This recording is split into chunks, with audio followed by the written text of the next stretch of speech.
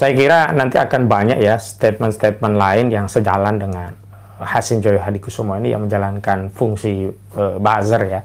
Karena tim ses itu juga kerjanya ya nggak jauh beda dengan buzzer. Jadi dia mengunggul-unggulkan calonnya, menutupi kelemahan calonnya, mencari-cari kekurangan lawannya, dan menutupi kelebihan lawannya. Sudah 4 pakem tadi ya tugas tim ses itu.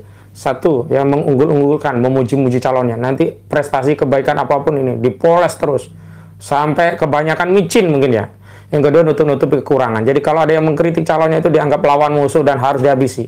Yang ketiga, mencari kesalahan calon lawan. Nah, maupun kecil juga diungkit-ungkit terus. Yang keempat, menutup-nutupi positif atau prestasi calon lawan gitu. Nah, ini mohon maaf, ini bukan kaplingan seorang Hasim Joyo Hadikusumo atau tim ses tertentu, tapi ini digunakan atau dilakukan oleh seluruh tim sukses.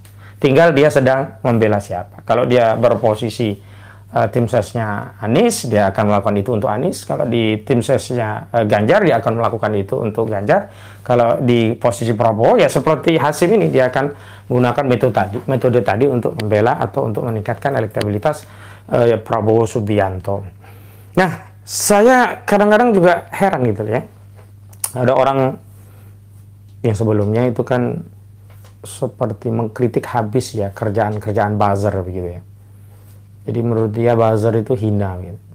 Tapi begitu dia punya pilihan capres yang dia dukung, narasi yang dia bangun juga tidak jauh beda dengan buzzer. Yakni dia selalu mengunggulkan capres yang dia dukung dan menutupi kekurangan capres yang didukung, menyerang capres lawannya dan menutupi hal-hal positif dari lawannya. Dan bahkan kritik terhadap capresnya itu dianggap sebagai serangan.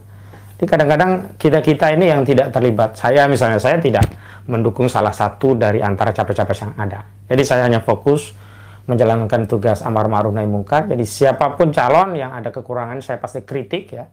Siapapun calon yang ada kelebihan, saya diamkan. Karena saya bukan buzzer.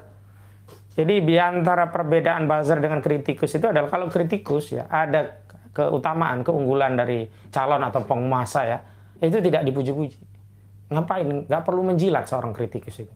Seorang melakukan dakwah amar ma'ruf nahi munkar itu tidak diperintahkan oleh Allah untuk menjilat. Dia fokus untuk mengoreksi mana yang kurang, mana yang keliru, mana yang nggak pas. Nah yang kedua ya tadi, dia akan selalu melakukan koreksi terhadap semua kekurangan, semua kesalahan, semua yang dipandang tidak pas, baik itu oleh pemerintah maupun calon-calon penguasa. Jadi posisi saya seperti itu, pengemban dakwah, posisi saya kritikus seperti itu. Jadi saya tetap akan mengkritik ya semua yang kurang dari calon-calon yang ada. Saya akan mendiamkan ya kelebihan-kelebihan calon yang ada. Ya saya tidak mengingkari bahwa setiap calon punya hal-hal yang positif, tapi saya tidak akan puji-puji ya. Karena kita punya kepentingan membangun bangsa ini agar menjadi lebih baik. Jadi dan untuk membangun bangsa ini agar menjadi lebih baik, kita harus mengontrol agar penguasa atau pemimpin kita sesuai dengan track record-nya. Jadi tidak perlu dalam konteks untuk membangun masa depan bangsa itu kita memuja-muja, memuji-muji kinerja pemerintahan atau kinerja calon atau kinerja tim sukses, enggak. Itu bahkan membahayakan kekuasaan karena biasanya orang kalau yang dipuja-puja itu akan terlena. Sementara orang yang selalu dikritik itu akan selalu waspada. Nah, tugas kita sebagai rakyat, sebagai pengawal dakwah, sebagai orang yang menjalankan visi amar ma'ruf nahi munkar adalah selalu mengkritik, mengoreksi, mengawasi agar kekuasaan tetap waspada, tidak tergelincir pada kesalahan.